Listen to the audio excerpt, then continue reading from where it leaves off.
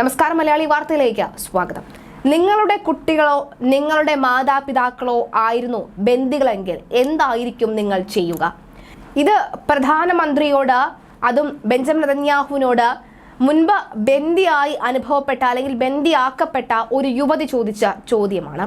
ഈ സമയം പ്രധാനമന്ത്രി മന്ത്രിമാരും പ്രവർത്തിക്കേണ്ട നിമിഷമാണ്. ബന്ദികളുടെ കഷ്ടപ്പാട് അവസാനിപ്പിക്കാൻ ലഭിച്ച അവസരം ഉപയോഗിക്കണം. ഇപ്പോൾ മോചിപ്പിച്ചില്ല എങ്കിൽ അടുത്ത അവസരം എപ്പോഴാണ് കിട്ടുക എന്ന് ആർക്കറിയാം? ഇസ്രായേൽ പ്രധാനമന്ത്രി ബെഞ്ചമിൻ നെതന്യാഹുവിനോട് മൊറാൻ സ്റ്റെല്ലായനായി എന്ന 40-കാരിയാണ് ഈ ഒരു ചോദ്യം മുന്നോട്ട് വെച്ചത്.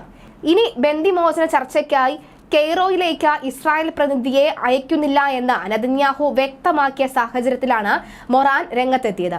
ബന്ദികളെ മോചിപ്പിക്കാനുള്ള സന്ധി സംഭാഷണത്തിൽ നിന്ന് പിന്മാറിയ നെതന്യാഹു സർക്കാരിന്റെ നിലപാടിനെതിരെ ബന്ദികളുടെ ബന്ധുക്കൾ നടത്തിയ പ്രതിഷേധ പരിപാടിയിൽ പങ്കെടുത്ത് സംസാരിക്കുകയായിരുന്നു അവർ.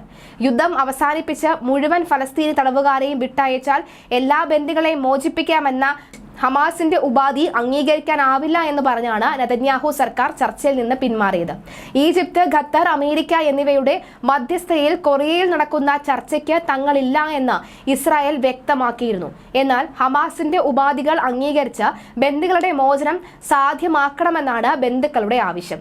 ഒക്ടോബർ 7-ന് ഹമാസ് ബന്ദികളാക്കിയവരിൽ നിന്ന് ഒരാളായിരുന്നു മൊറാൻ സ്റ്റെല്ലായനായി.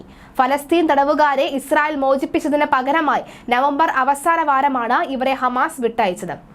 ഗസയിൽ ശേഷിക്കുന്ന ബന്ദികളെ മോചിപ്പിക്കാൻ ചർച്ചകൾ നടത്തണമെന്നും നടപടി സ്വീകരിക്കണമെന്നും പ്രധാനമന്ത്രി ബെഞ്ചമിൻ നെതന്യാഹുവിനോട് മൊറാൻ ആവശ്യപ്പെട്ടു.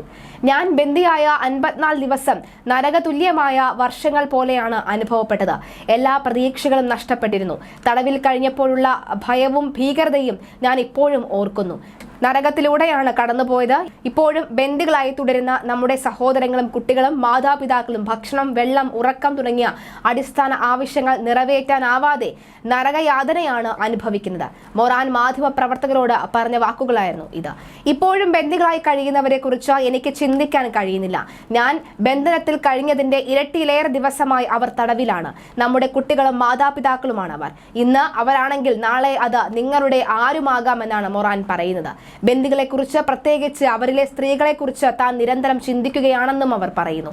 ഇപ്പോൾ പ്രവർത്തിച്ചു കാണിക്കാനുള്ള സമയമാണെന്നും ബന്ദികളെ ദയവായി അവരുടെ വീട്ടിലേക്ക് എത്തിക്കാനുള്ള നടപടികൾ സ്വീകരിക്കണമെന്നും നെതന്യാഹുവിനെ നേരിട്ട് അഭിസംബോധന ചെയ്തുകൊണ്ട് മൊറാൻ ആവശ്യപ്പെട്ടു.